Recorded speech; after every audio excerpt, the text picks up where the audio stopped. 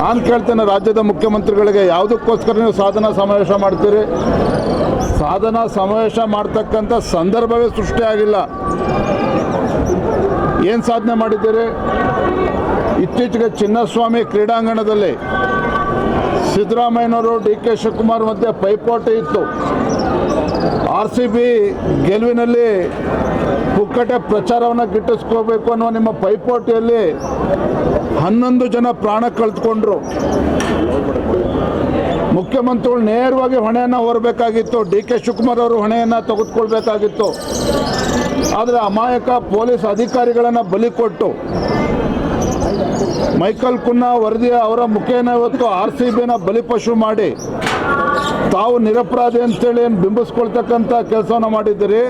ಅದಕ್ಕೋಸ್ಕರ ನೀವು ಸಾಧನಾ ಸಮಾವೇಶ ಮಾಡ್ತಾ ಇದ್ದೀರಾ? ರಾಜ್ಯದಲ್ಲಿ ಏನು ಅಭಿವೃದ್ಧಿ ಕಡಿದು ಕಟ್ಟೆ ಹಾಕಿದ್ದೀವಿ ಅಂತೇಳಿ ನೀವು ಸಾಧನಾ ಸಮಾವೇಶ ಮಾಡ್ತಾ ಇದ್ದೀರಿ.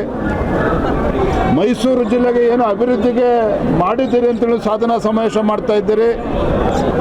ಹಾಗಾಗಿ ಸಾಧನಾ ಸಮಾವೇಶ ರಾಜ್ಯದ ಮುಖ್ಯಮಂತ್ರಿಗಳು ಸಿದ್ದರಾಮಯ್ಯನವರು ಸಾಧನೆ ಮಾಡಿದ್ದೇವೆ ಅಂತೇಳಿ ಅಲ್ಲ, ರಾಜ್ಯದಲ್ಲಿ ಅಭಿವೃದ್ಧಿ ಮಾಡಿದ್ದೇವೆ ಅಂತೇಳಿ ಸಾಧನಾ ಸಮಾವೇಶ ಮಾಡ್ತಾ ಇಲ್ಲ. ಮೈಸೂರು ಭಾಗಕ್ಕೆ ಅಭಿವೃದ್ಧಿಗೆ ಕೋಟಿಗಟ್ಟಲೆ ಹಣ ಕೊಟ್ಟಿದ್ದೇವೆ, ಅಭಿವೃದ್ಧಿ ಕೆಲಸ ಕಾರ್ಯಗಳು ಆಗಿದ್ದಾವೆ, ಈ ಕಾರಣಕ್ಕೆ ಸಾಧನಾ ಸಮಾವೇಶ ಮಾಡ್ತಾ ಇಲ್ಲ. ಇದರ ಬದಲಾಗಿ ಏನು ಮುಖ್ಯಮಂತ್ರಿ ಸ್ಥಾನಕ್ಕೆ ರಾಜೀನಾಮೆ ಕೊಡ್ತಕ್ಕಂಥ ಅವರ ಸಂದರ್ಭ ಈಗ ಸನ್ನಿಹಿತ ಆಗಿದೆ. ಈಗ ಯಾವುದೇ ಕಾರಣಕ್ಕೂ ಮುಖ್ಯಮಂತ್ರಿ ಸ್ಥಾನಕ್ಕೆ ರಾಜೀನಾಮೆ ಕೊಡೋದಿಲ್ಲ. ಹಾಗಾಗಿ ಸಾಧನಾ ಸಮಾವೇಶ ಮುಖೇನ ಕಾಂಗ್ರೆಸ್ ಹೈಕಮಾಂಡ್ಗೆ ಬೆದರಿಸ್ತಕ್ಕಂಥ ಒಂದು ಷಡ್ಯಂತ್ರ ಇದರಲ್ಲಿದೆ. ನೀವು ಯಾವ್ಯಾವಾಗ ಸಿದ್ದರಾಮಯ್ಯನವರು ಈ ರೀತಿ ಸಮಾವೇಶಗಳನ್ನು ಮಾಡಿದ್ದಾರೆ ನೀವು ಮೆಲ್ಕಾಕ್ ನೋಡಿ.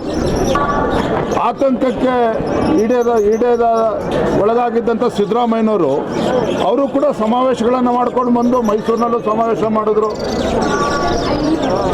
ಯಾವ್ಯಾವಾಗ ಮುಖ್ಯಮಂತ್ರಿ ಕುರ್ಚಿಗೆ ಕಂಟಕ ಬರ್ತದೆ, ಯಾವ್ಯಾವಾಗ ಸಿದ್ದರಾಮಯ್ಯನವರು ರಾಜೀನಾಮೆ ಕೊಡ್ತಕ್ಕಂಥ ಸಂದರ್ಭ ಬರ್ತದೆ, ಆಗ ಮಾತ್ರ ಗೌರವಾನ್ವಿತ ಮುಖ್ಯಮಂತ್ರಿಗಳು ಸಿದ್ದರಾಮಯ್ಯನವರಿಗೆ ಅಹಿಂದ ಸಮುದಾಯಗಳು ನೆನಪಾಗ್ತದೆ.